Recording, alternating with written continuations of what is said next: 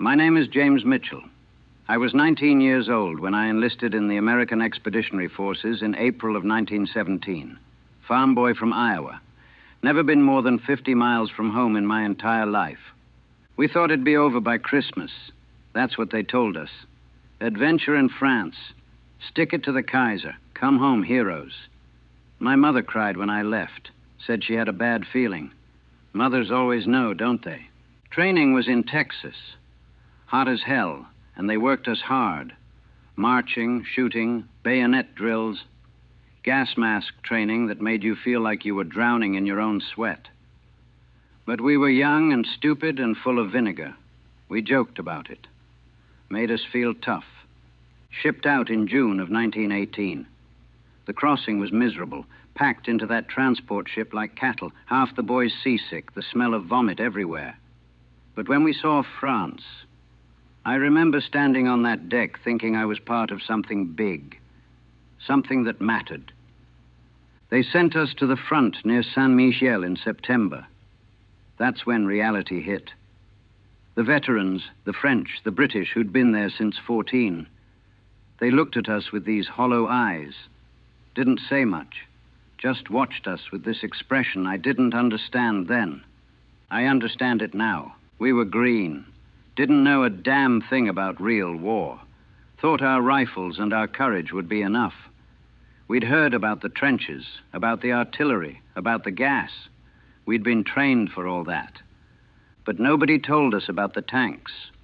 Nobody prepared us for what those machines would mean, what they would do, what it would feel like to see war itself take physical form and crawl across the earth toward you. I saw my first tank on September 12th, 1918. I can still see it now, clear as day. Sometimes clearer than I can see my own grandchildren's faces. The offensive started before dawn. Artillery pounding German positions for hours. We were told this would be different. This would be the breakthrough. The Americans were here now, fresh troops, and we had something new on our side. We didn't know what that meant. I was crouched in the trench with Charlie Dorsett from Indiana and Frank Kowalski from Pennsylvania. We'd become close during training. Charlie kept making jokes to calm his nerves. Frank just stared at his rifle, checking it over and over. I was trying not to vomit. The barrage lifted just after dawn. That's when we heard it. At first, I thought it was more artillery. A deep rumbling, mechanical, constant, different from the guns. It got louder.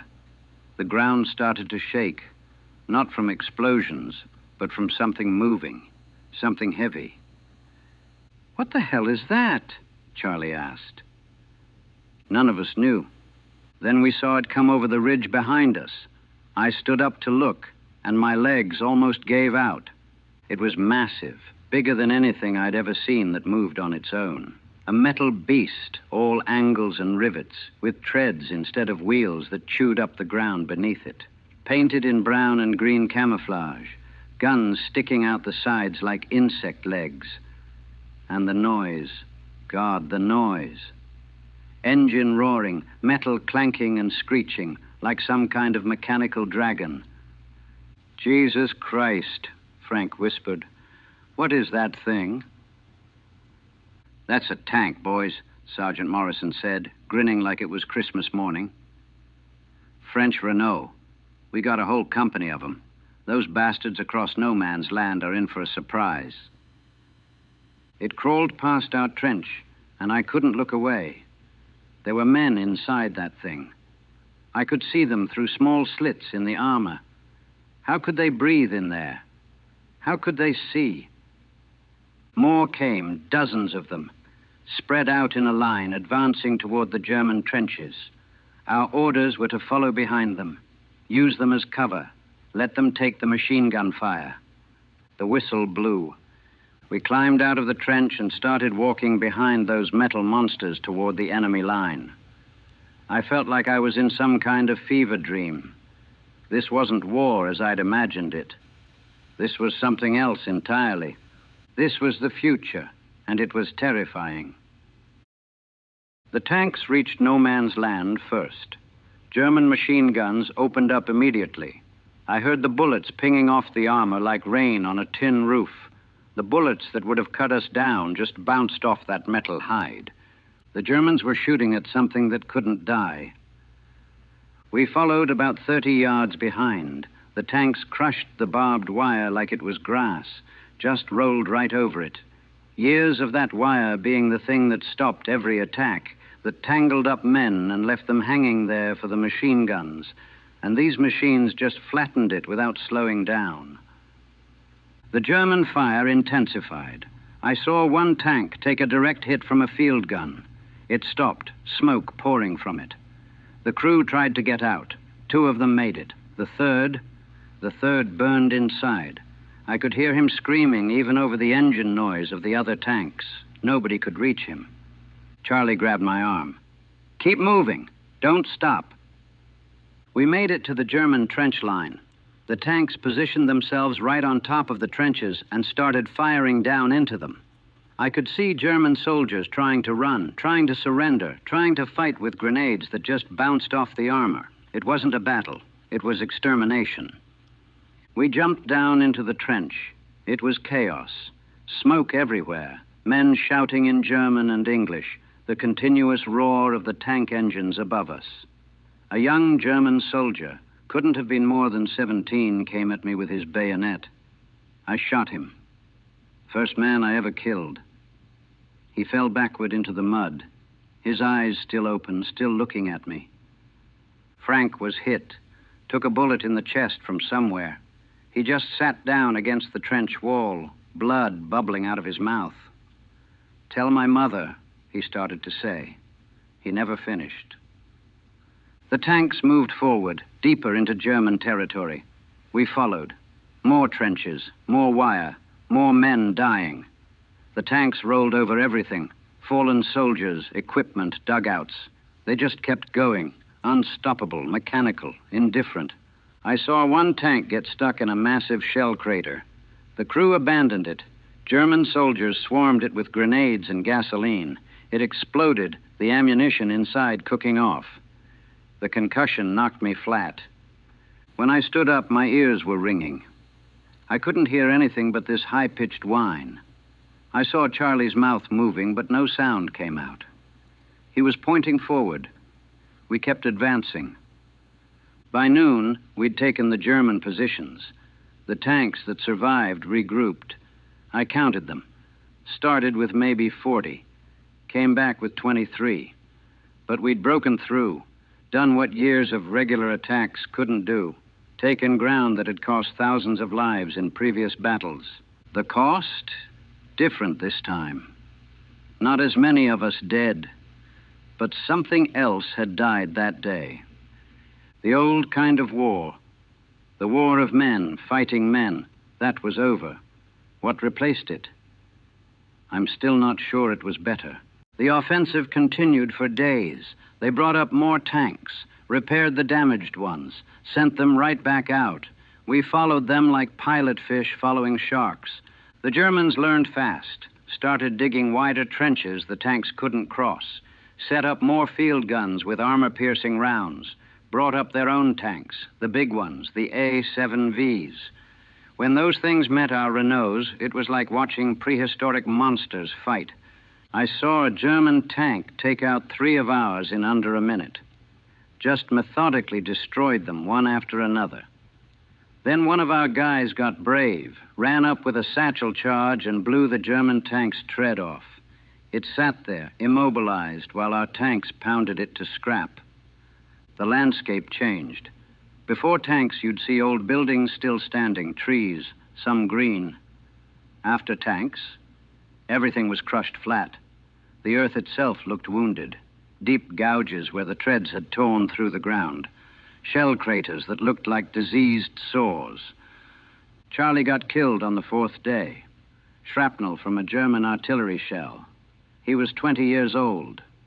Used to talk about the girl back home he was going to marry. Showed me her picture every night. I still have that picture. Never could bring myself to send it back to her. By the time the offensive ended, we'd advanced 12 miles in 10 days. Before tanks, that would have taken months and cost tens of thousands of lives. With tanks, we lost 3,000 men, 3,000. They called it a victory, progress, the future of warfare. But I kept thinking about Frank, about Charlie, about that German kid I shot, about the men burning alive inside those metal coffins, about the ones who survived but went deaf from the engine noise, or got brain damage from the carbon monoxide inside the tanks, or came out with their lungs scarred from the fumes. The brass loved the tanks, talked about them constantly, how they'd win the war, change everything, make us invincible. They were right about one thing. Tanks did change everything, but they didn't understand what that meant. Not really. They saw efficiency, victory, progress. I saw something else. I saw war becoming industrial, mechanical, inhuman. I saw the future, and it looked like hell had learned to walk. My breaking point came 3 weeks later in the Meuse-Argonne. We were advancing again with tank support. By then, I'd seen dozens of tank battles, watched them crush through wire, smash through walls, roll over trenches. I'd gotten used to the noise, the smell of diesel and cordite, the way the ground shook when they passed. I thought I was numb to it. We came across a destroyed German position. Our tanks had rolled through it the day before. I was searching for supplies, anything useful, when I found the dugout. 6 German soldiers inside. The tank had collapsed the entrance, buried them alive. They'd tried to dig out. I could see where their hands had clawed at the earth until their fingers broke. They'd suffocated down there in the dark, trapped by tons of dirt that a machine had piled on top of them without even noticing. One of them had a letter in his pocket. I couldn't read German, but I could see it was from home. There was a picture of a woman and 2 children. His family, probably. I sat down in the mud next to that collapsed dugout, and I couldn't get up. My legs wouldn't work. My sergeant found me there an hour later, just sitting there, staring at nothing. "Mitchell, you all right?" I wasn't. I'm still not. He pulled me up, got me moving again. But something had broken inside me. I kept seeing those clawed hands, those broken fingers. They didn't even see the tank coming. Probably just heard this terrible noise above them, felt the earth shake, then darkness and dirt and slow suffocation. No glory in that. No honor, no courage needed. Just a machine doing what machines do. Efficient, thorough, indifferent. That night I wrote to my mother. Told her I was fine, lied through my teeth. What else could I do? Tell her the truth? That her son had watched war become mechanized? That men were now just obstacles for machines to overcome? She'd never understand. How could she? I barely understood it myself. The war ended 2 months later, November 11th, 1918. We celebrated, drank captured German wine, sang songs, told ourselves we'd survived. We were going home. But the thing that came back to Iowa, that wasn't the boy who'd left. I've been home for 38 years now. Got married, had children, grandchildren, worked the farm, lived what most people would call a normal life. But I never came back. Not really. Every time I hear a tractor engine, I'm back there. Every time the ground shakes from a passing truck, I flinch. My wife learned not to ask about the nightmares. My children learned not to ask about the war. What could I tell them? How could I explain what I saw? Sometimes I read about the new tanks, the ones they used in the Second War. Bigger, faster, more powerful. They tell me my grandson wants to join the army, work with the new armored divisions. He thinks it's exciting, modern. He showed me pictures of the new M48 Pattons, proud as could be. I didn't know what to say to him. What do I tell him? That I saw the birth of that technology? That I watched it turn war from something human, however horrible, into something mechanical and cold. The tanks didn't save lives, they just changed how death was delivered. The tank crews from my unit, the ones who survived, most of them died young. Bad lungs from the fumes, hearing gone, some kind of tremor in their hands that never stopped. The machines poisoned them slowly, even after the war ended. And the psychological toll, they never talk about that. The isolation of being inside that metal box, the heat, the noise that never stopped, watching through a tiny slit as you crushed men beneath your treads. Some of those boys came out of the tanks different than when they went in, empty, mechanical themselves somehow. People call the Great War the last of the old wars, the end of cavalry charges and bayonet assaults and men fighting face to face. They're right, but they say it like it's progress. Like what came after was better. It wasn't better. It was just different, more efficient, more deadly, more inhuman. When I saw that first tank crawl over the ridge in September of 1918, I thought I was seeing salvation. A machine that would end the stalemate, save American lives, bring us home faster. I was right about one thing. It changed the war, but it also changed war itself, forever. Now, in 1956, when I see the newsreels of the new tanks, the atomic bombs, the missiles, I see the continuation of what started that day. War becoming more technological, more distant, more mechanical. Men becoming operators of machines rather than fighters themselves. They think that makes it cleaner, more humane, less personal. They're wrong. The boy from Iowa who thought war would be an adventure died in France in 1918. What came back was this old man who can't hear a diesel engine without remembering the smell of burning flesh and cordite. Who can't look at a tractor without seeing treads crushing barbed wire and human beings alike. I survived the Great War. I saw the future of warfare.